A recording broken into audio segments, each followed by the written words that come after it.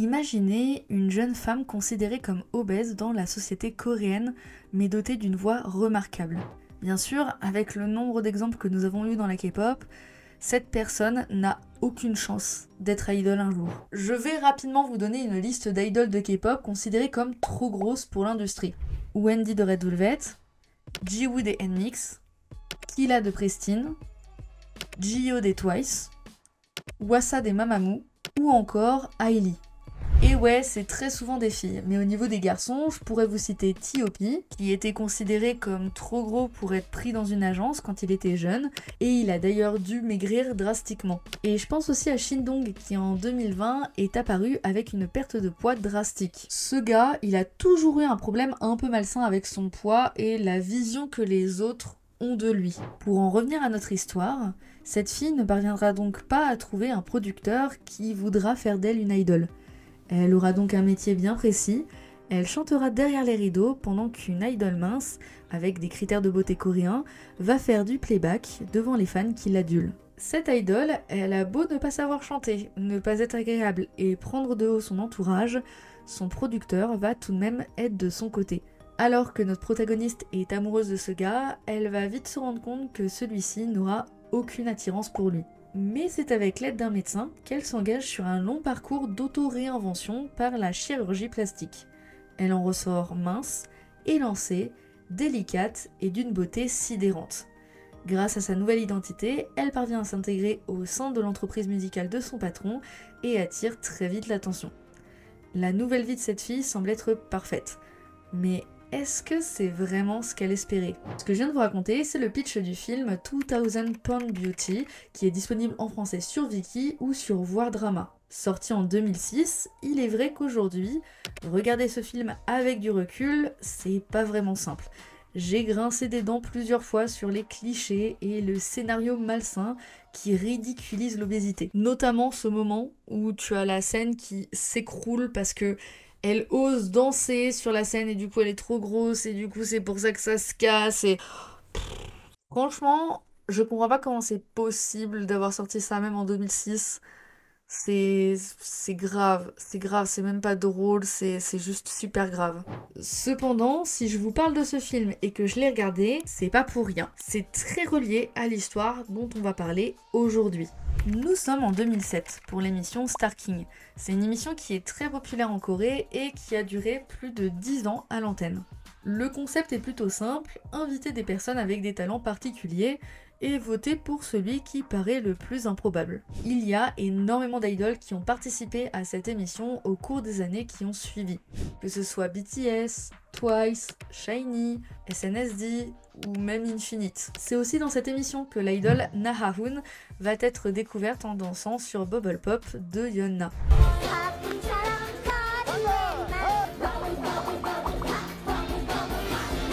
Star King représente clairement le style d'émission qu'on avait l'habitude de voir en Corée. Et en 2007, c'était le début de l'émission avec plusieurs concepts différents, notamment un où le but était de montrer les pertes de poids drastiques de certaines personnes. Nous, on va se concentrer sur un épisode particulier avec Kangin des Super Junior en tant qu'invité. Malgré le fait que je suis allée sur Wayback Machine pour essayer de retrouver, bon, ça n'a pas vraiment donné de conclusion, mais avec mes petites recherches, j'ai quand même réussi à deviner, ou du moins je suppose très fortement, je suis presque sûre qu'il s'agit de l'épisode numéro 15 du 28 avril 2007. Dans cet épisode, on va voir l'apparition d'une jeune fille de 16 ans nommée Lee Eun-ji qui va raconter son parcours. Selon elle, elle a perdu 40 kilos, passant de 87 à 47 kilos en seulement 3 mois. Je tiens à rappeler, même si ça me paraît évident, que c'est dangereux de perdre autant de poids aussi rapidement. Pendant tout le long de l'émission, on nous fait comprendre qu'elle a réalisé un exploit,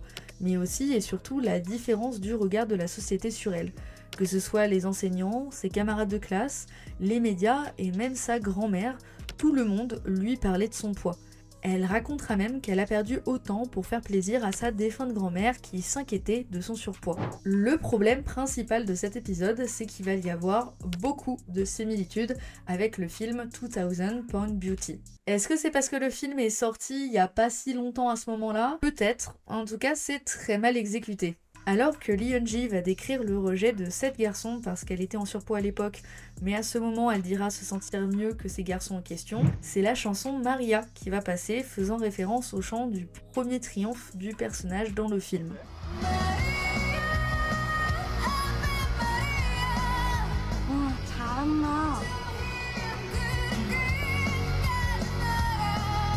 Et visuellement, il y a plusieurs moments dans la série conçus pour associer Eun-ji au film. Le fait d'avoir la découpe en carton grandeur nature de son ancien poids a permis de faire la comparaison.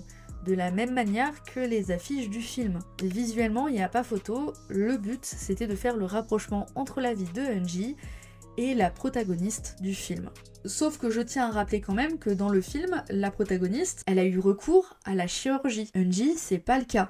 J'ai retrouvé pas mal de blogs coréens et anglais qui expliquent déjà en 2007 en quoi comparer les deux n'était pas une bonne idée. Bien qu'il n'y ait pas eu d'humour malveillant dirigé contre elle, le fait de mettre Eun-ji dans un ancien pantalon à elle, de rire, de mettre des idoles dedans pour montrer à quel point c'était un pantalon trop large, et le fait qu'à aucun moment on remet en question le régime drastique de la jeune fille. Cet épisode ne va pas un seul instant mettre en avant la jeune fille, son courage ou même son parcours, comment elle en est arrivée là et pourquoi. Non, on va rire de son ancien poids, la comparer à un film qui n'a rien à voir à part pour leur poids et encore, et aucune des personnes présentes ne va essayer de l'aider. Bref, c'est pas facile de protéger cet épisode puisque même s'il est sorti en 2007, beaucoup ont exprimé leur surprise face à ces décisions, on va dire artistiques. Je sais pas trop si c'est artistique, mais en tout cas ces décisions. Il s'agissait d'une fille très probablement fortement influencée par les images de femmes omniprésentes dans les médias suite à un régime extrême. Elle est apparue dans une émission de télévision où son épreuve n'est que superficiellement mentionnée et est comparée à un film, tout cela pour le plaisir du divertissement et de la visibilité. Et puis là on pourrait se dire ouais, c'est juste ça, c'est tout, c'est bon. T'abuses. Sauf que non, ce que je viens de décrire, c'est que le premier des problèmes. Suite à cette émission, Eun-ji va proposer en toute bienveillance une photo avec le membre Kangin des Super Junior. C'est sûrement dans le but de frimer, et je vais pas mentir, j'avoue, j'aurais fait exactement la même chose. Je suis désolée, tu fais une émission avec une idole de K-pop, bien évidemment que si je peux prendre une photo avec, je dis oui. Cette photo, elle va la publier sur internet sans aucune idée des retombées qu'elle aura. Elle va se faire incendiée par les internautes. Êtes-vous heureuse d'avoir perdu autant de poids et d'être à nouveau à la télévision? Je parie que t'as subi une liposuction. Tu es grosse et tu resteras avec ton cerveau de grosse. Penses-tu avoir le droit de poster une photo aux côtés de Kangin Oppa? Sale grosse. Ce n'est pas parce que tu as perdu du poids que tu es belle.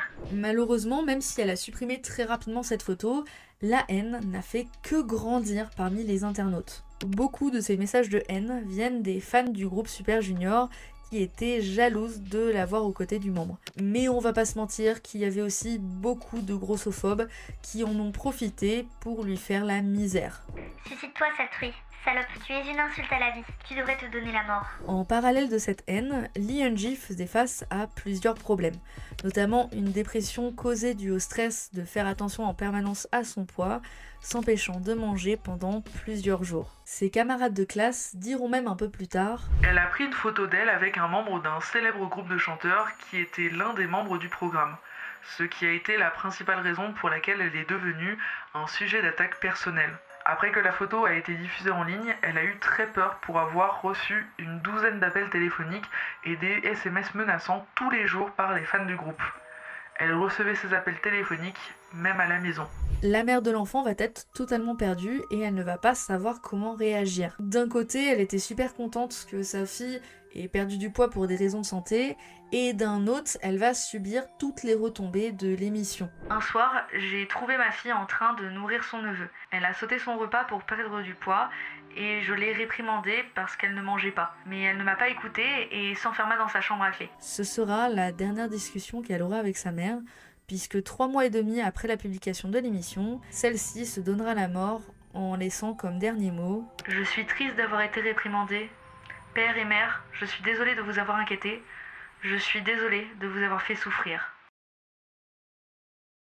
La mère de Eun-ji a déclaré dans une interview télévisée que la lycéenne souffrait d'une dépression en raison de la presse négative et des courriers menaçants contre lesquels elle essayait de se défendre en répondant à tous les messages postés en ligne. Le lendemain de la nouvelle, énormément de journaux ont essayé, même après sa mort, de surfer sur sa perte de poids drastique. Et les internautes en colère de cette nouvelle s'en sont pris aux fans de Super Junior.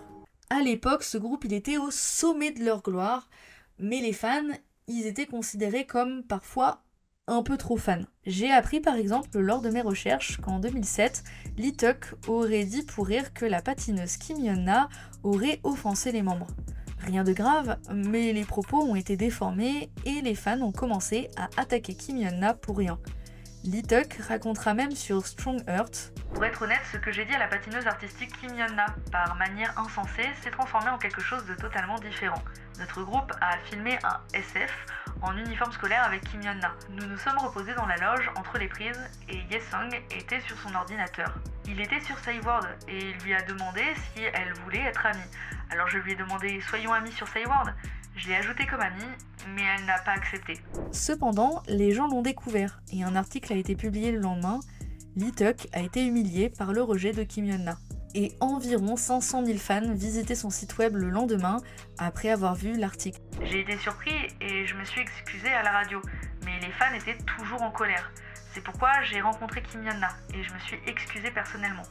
Heureusement, elle a reçu mes excuses, mais elle a répondu qu'elle était désolée. Cette histoire, elle prouve bien que parfois, quand on est très fan d'un groupe, on ne se rend pas compte de la violence de certains de nos propos sans connaître l'arrière-pensée des gens ou même sans connaître les personnes. Il y a un article très intéressant qui parle du sujet et qui a posé cette question à un fan. Continueriez-vous à les aimer même s'ils ne vous rendaient pas votre amour? La fan a répondu: bien sûr, jusqu'au jour de ma mort. Quand on est fanatique, on se rend pas compte, mais ce n'est pas de l'amour, c'est de l'obsession.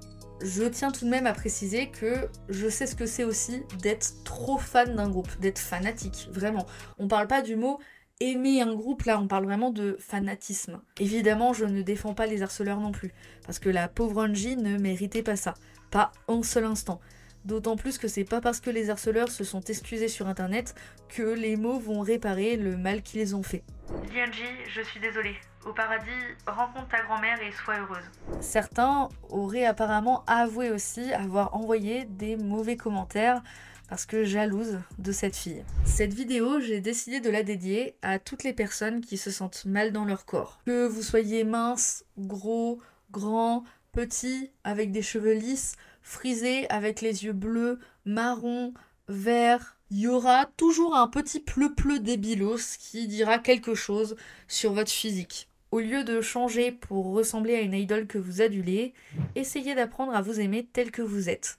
C'est pas simple et je le sais, mais je compte sur vous pour prendre soin de vous suite à l'histoire que je viens de vous raconter. Si vous avez le besoin de parler du sujet, que ce soit parce que votre corps ne vous correspond pas, parce que vous vous sentez mal ou parce que vous voulez justement donner votre expérience parce que vous acceptez maintenant votre corps, n'hésitez surtout pas à le faire en commentaire parce que c'est toujours intéressant. Et si jamais vous avez le besoin de parler avec des personnes qui sont beaucoup plus qualifiées, je mettrai en description et peut-être en commentaire épinglé des sites, des numéros que vous pouvez appeler qui seront totalement gratuits évidemment. J'espère quand même que cette histoire vous a intéressé.